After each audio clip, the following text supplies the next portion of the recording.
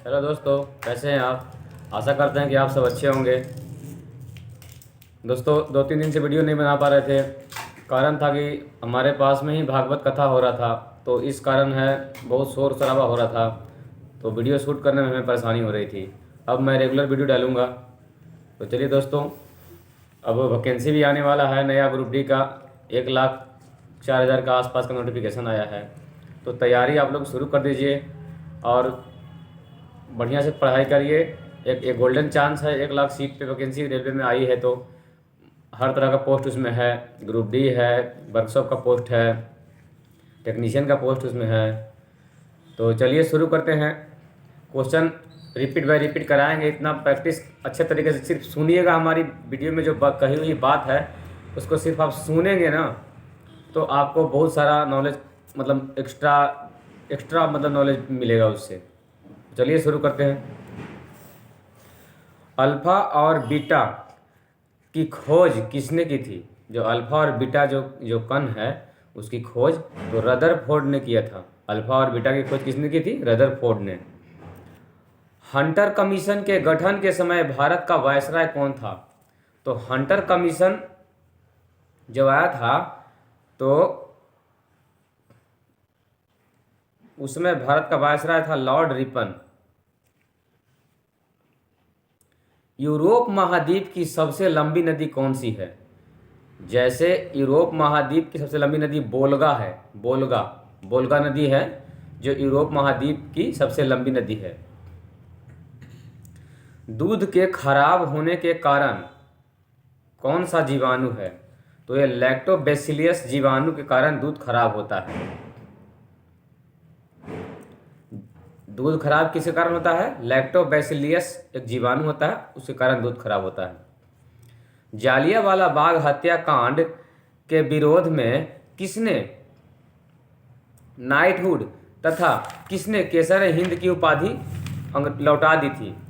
तो नाइटहुड की उपाधि रविन्द्रनाथ टैगोर ने लौटा दी थी और केसर हिंद की उपाधि महात्मा गांधी ने लौटा दी थी। किसके विरोध में? जालियांवाला बाग हत्याकांड के विरोध में। जालियांवाला बाग हत्याकांड 13 अप्रैल 1919 में पंजाब के में एक जगह है जालियांवाला बाग। तो उस बाग में जली सिंह नामक एक व्यक्ति का बाग था, तो उस बाग में सैफुद्दीन किचलू और आज़ादी से संबंधित बहुत सारे नेताओं ने वहाँ पे एक मीटिंग रखा था, और वो बाग के अंदर अपना आज़ादी की लड़ाई लड़ने के लिए एक शांतिपूर्ण तरीके से अपना मीटिंग कर रहे थे वो। और उस समय पंजाब का जो जो जनरल डायर था, वो उसको मालूम चला ये बात, तो उसने अपनी सेना को ले जाके वहाँ चारों तरफ से वो बाग को घेर लिया और गोली चलाने का आदेश दे दिया। उस समय निहत्थे बहुत सारे जो देश को आज़ादी दिलाने वाले जो हमारे भाई हमारे बंधु थे, उनकी हत्या हो गई थी। मतलब इतना गोली चलाया कि किसी ने अचानक आंदन फांदन में कोई कुआं में कूद दिया, कोई इधर कूद दिया। एक वो बृहद निरसन एक मतलब नरसंहार था। तो इस कारण रविन्द्रनाथ टैगोर ने नाइटहुड की उपाधि अपने वापस कर दी थी और महात्मा गांधी ने केसर हिंद की उपाधि वापस कर दी थी। तो चलिए आगे शुरू करते हैं। अब बंगाल का विभाजन किसके समय में हुआ था? तो बंगाल का विभाजन हुआ है 1905 में। और उस समय कौन था गवर्नर जनरल? तो लॉर्ड कर्जन। और रद्द हुआ कब? तो 1911 में हुआ है रद्द। ये कौन था? तो उस समय कौन था? तो ये था लॉर्ड हार्डिंग। काकोरी क्रांति षड्यंत्र कब हुआ? काकोरी क्रांति षड्यंत्र एक षड्यंत्र ऐसा है कि अंग्रेजों द्वारा सामान खजाना अंग्रेजों का जा रहा था ट्रेन से के माध्यम से। तो क्रांतिकारियों, भारत के जो आज़ादी दिलाने वाले क्रांतिकारी जो थे, उनको मालूम चला ये बात कि भाई ट्रेन से जा रहा है खजाना, तो उन्होंने उसको लूटने का मतलब कि वो प्लान बनाया। तो लखनऊ के आगे एक काकोरी स्टेशन है, तो काकोरी स्टेशन पे ही गाड़ी को रोक के वहाँ पे लूटपाट किया गया। तो उस लूटपाट की घटना को काकोरी षड्यंत्र कहा के नाम से जाना गया इतिहास में। तो 1925 ईस्वी में ये हुआ था काकोरी षड्यंत्र। उसमें राम प्रसाद बिस्मिल और 2-3 जो थे उनको फांसी की सजा हुई थी। 1856 में विधवा पूर्ण विवाह कानून किसके प्रयास से बनाया गया? तो ये बनाया गया था ईश्वर चंद्र विद्यासागर के प्रयास से बनाया गया था विधवा पूर्ण विवाह कानून।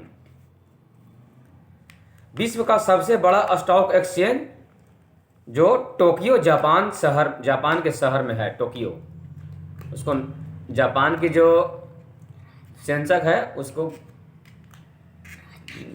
निकी बोलते हैं शायद, कन्फर्म नहीं है लेकिन निकी बोलते हैं शायद। भारत का मसाला उद्यान केरल को कहा जाता है। भारत का जो मसाला का सबसे ज़्यादा उत्पादन किस राज्य में होता है? केरल में होता है। तो उसको मसाला का उद्यान या मसालों का बगीचा कहते हैं केरल को। कुटीर ज्योति ग्राम का संबंध ग्रामीण विद्युतीकरण से है। कहेगा कि योजना कुटीर ज्योति का संबंध किससे है? तो ये ग्रामीण विद्युतीकरण से है कुटीर ज्योति का संबंध। मतलब ग्रामीण मतलब गांव में बिजली नहीं पहुंचा है तो उस गांव में इस योजना के तहत बिजली पहुंचाना लक्ष्य है।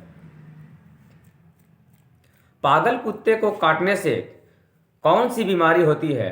तो ये होती है हाइड्रोफोबिया। पागल कुत्ता को काटने से रेबीज नामक जो बीमारी होता है, तो रेबीज से होता है रेबीज नामक वायरस से हाइड्रोफोबिया बीमारी होता है। हाइड्रोफोबिया का मतलब पानी से डर लगना। अगर किसी को पागल कुत्ता काट ले और वो बीमारी उसको हो जाए, रेबीज पहुंच जाए शरीर में, तो उसको पानी से डरेगा, वो बहुत डरता है पानी से। अंकलेश्वर तेल क्षेत्र किस राज्य में है? तो ये गुजरात में है, सूरत के पास में। अंकलेश्वर तेल क्षेत्र कहाँ है? गुजरात में है। डंकन मार्ग कहाँ स्थित है? तो ये दक्षिणी अंडमान और लिटिल अंडमान के बीच में स्थित है। डंकन मार्ग या डंकन पास करते हैं उसको। विश्व का अधिकांश भूकंप किस सागर में आता है? तो ये आता है प्रशांत महासागर में। जैसे जापान में बहुत भूकंप आता है क्योंकि वो प्रशांत महासागर के उसी एरिया में जापान का पड़ता है जहाँ पे बहुत सारा भूकंप आता है। रजिया सुल्तान ने किसके साथ विवाह किया था? तो रजिया सुल्तान है ना, वो अल्तुनिया के साथ में विवाह किया था। लॉर्ड डफरिन के शासनकाल में भारतीय राष्ट्रीय कांग्रेस की स्थापना हुई थी। कब हुई थी? 1885 ईस्वी में। इसके प्रथम जो भारतीय राष्ट्रीय कांग्रेस के प्रथम राष्ट्रीय अध्यक्ष कौन थे? व्योमेश चंद्र बनर्जी।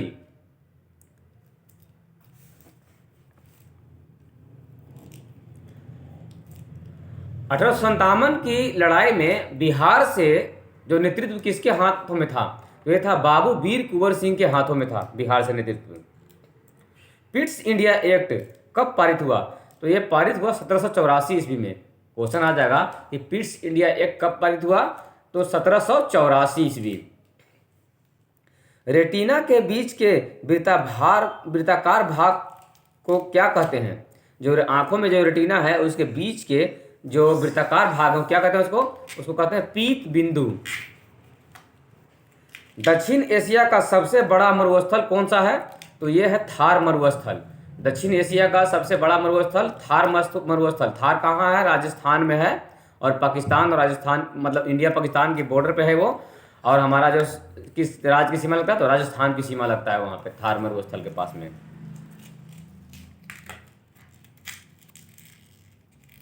मीमांसा दर्शन के संस्थापक कौन है? तो मीमांसा दर्शन के संस्थापक हैं जैमिनी। जैमिनी एक संत है, उनको माना जाता है मीमांसा दर्शन के संस्थापक। हिंडनबर्ग रेखा किन दो देशों के बीच में है?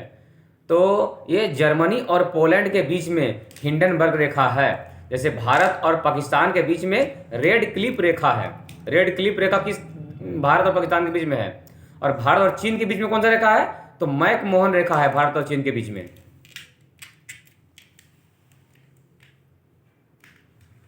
रेडियो संचरण एफएम का आशय क्या है? एफएम का मतलब फुल फॉर्म क्या है? तो फ्रीक्वेंसी मॉड्यूलेशन। क्या है फुल फॉर्म एफएम का?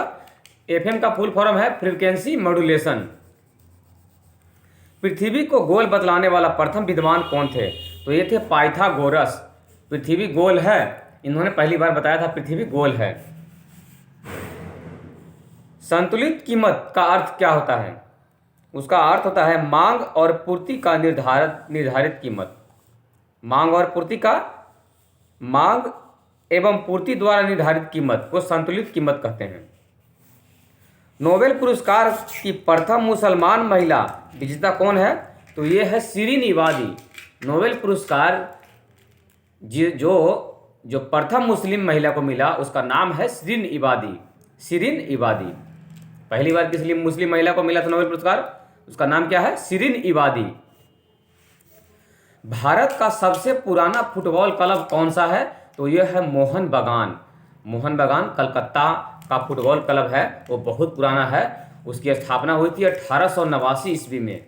1889 ईस्वी में, हाँ 1889 में शायद जवाहरलाल नेहरू का जन्मदिन भी हुआ है 1889। मैन रहीन रेखा किन दो देशों के बीच में है? तो मैन रहीन रेखा है रूस और फिनलैंड के बीच में है। प्रीपेड कार्ड जारी करने वाला पहला वाणिज्यिक बैंक कौन है? तो वो है बैंक ओरिएंटल ऑफ कॉमर्स। इसने पहला प्रीपेड कार्ड जारी किया था। बताइए कि जो पृथ्वीराज रासो है, एक महाकाव्य है, उसकी रचना किसने की है? तो चंद्रवर दाई ने की है। किस भाषा में की है? तो ये ब्रज भाषा में की है। पृथ्वीराज रासो की रचना चंद्रवर दाई ने की है, जो ब्रज भाषा में की है।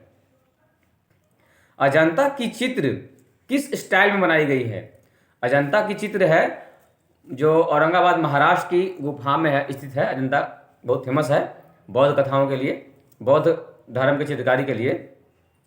तो उसमें जातक जो पुस्तक है उसका जो चित्रकारी है ना, उस पर पूरा अजंता की गुफा में किया हुआ है।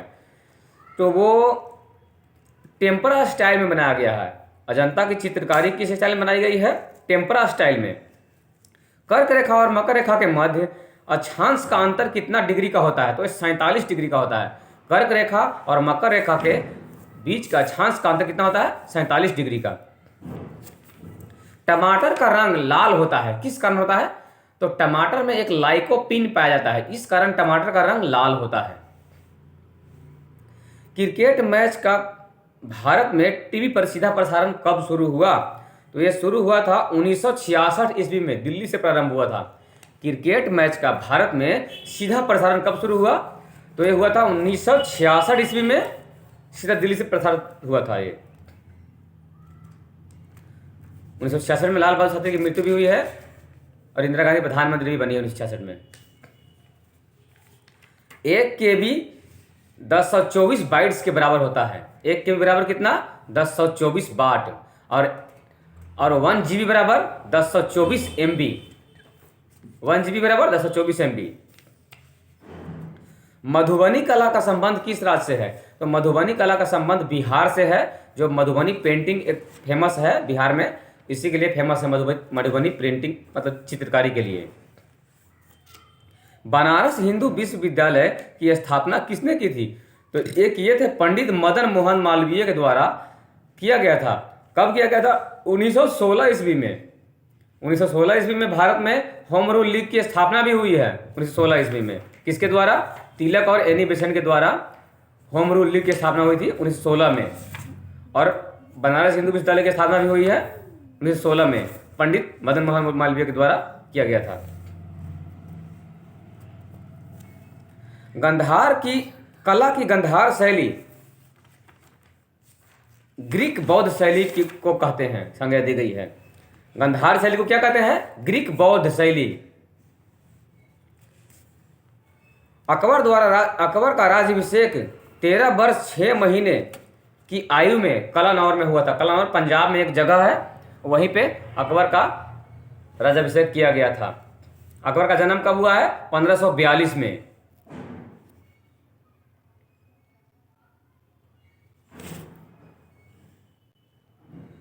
प्रथम विश्व के देश का तात्पर्य क्या है? किससे क्या है? मतलब प्रथम विश्व के देश से मतलब है, इसका मतलब है विकसित देश, उसको कहते हैं प्रथम विश्व के देश, विकसित देश को कहते हैं। राष्ट्रीय ध्वज की डिजाइन किसने बनाई? जो हमारा राष्ट्रीय ध्वज है उनका डिजाइन बनाया था पिंगाली वेंकैया ने। पिंगाली वेंकैया ने बनाया था। ये क्वेश्चन आता भी है, इसे याद रखिएगा। हमारा राष्ट्रीय ध्वज का डिजाइन किसने बनाया था? तो पिंगाली वेंकैया ने बनाया था।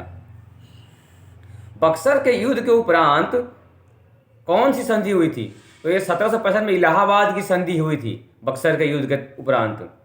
हुमायूं के मकबरे का निर्माण किसने कराया था? तो ये मीरक मिर्जा ग्यास बेग ईरानी ने कराया था। कौन था? हुमायूं के मकबरे का निर्माण मीरक मिर्जा ग्यास बेग ईरानी ने कराया था। विश्व की सबसे चौड़ी जल संधि कौन सी है? तो यह है डेविस जल संधि। विश्व के मानचित्र में सर्वप्रथम निर्माणकर्ता कौन है? जो विश्व का पहला मानचित्र बनाने वाला व्यक्ति का नाम है अनेक्जी मेंडर। इसने अनेक्जी मेंडर ने पहली बार जो विश्व का मानचित्र बनाया, ये यूनान का रहने वाला था। इलायची की खेती के लिए उपयुक्त मिट्टी कौन सी है? तो यह है लैटेराइट मिट्टी। लैटेराइट मिट्टी में इलायची की खेती होती है। शुक्र ग्रह का एक दिन पृथ्वी के कितने दिन के बराबर होता है? तो 117 दिनों के बराबर होता है। शुक्र ग्रह का एक दिन पृथ्वी के 117 दिन के बराबर होता है। पृथ्वी की औसत तापमान क्या है? 15 डिग्री सेंटीग्रेड। पृथ्वी का औसत तापमान क्या है? 15 डिग्री सेंटीग्रेड। भारत में प्रथम प्रेस की स्थापना किसके द्वारा की गई थी? तो ये किया गया था पुर्तगालियों के द्वारा। 1550 ईस्वी में भारत में प्रथम प्रेस की स्थापना की गई थी। किसके द्वारा? पुर्तगालियों के द्वारा। अशोक स्तंभ को दिल्ली किसने लाया था? अशोक स्तंभ को दिल्ली किसने लाया था? फिरोज शाह तुगलक ने अशोक स्तंभ को दिल्ली लाया था। इलायची का सर्वाधिक उत्पादक किस राज्य में होता है? तो केरल में। वाजिद अली शाह अवध का अंतिम नवाब था। पूछेगा क्वेश्चन ऐसा कि अवध का अंतिम नवाब कौन था? तो वाजिद अली शाह था। स्वतंत्र भारत में सार्वजनिक क्षेत्र का पहला निगम घाटी कौन सा है? तो वह है दामोदर घाटी निगम। स्वतंत्र भारत का पहला निगम कौन है जो सार्वजनिक क्षेत्र का है? तो यह है दामोदर घाटी निगम। डोलोड्रम बेल्ट किसके पास है? तो यह विषुवत रेखा के निकट है, डोलोड्रम बेल्ट। माउंट एवरेस्ट का नाम भारत के महान सर्वेक्षक सर जॉन एवरेस्ट के नाम पे पड़ा था, माउंट एवरेस्ट। ठीक है दोस्त, आज के लिए इतना ही। तो हमारा वीडियो को लाइक करिए और शेयर करिए। देखिए, आपको तैयारी करने में बहुत मदद होगा। Thank you.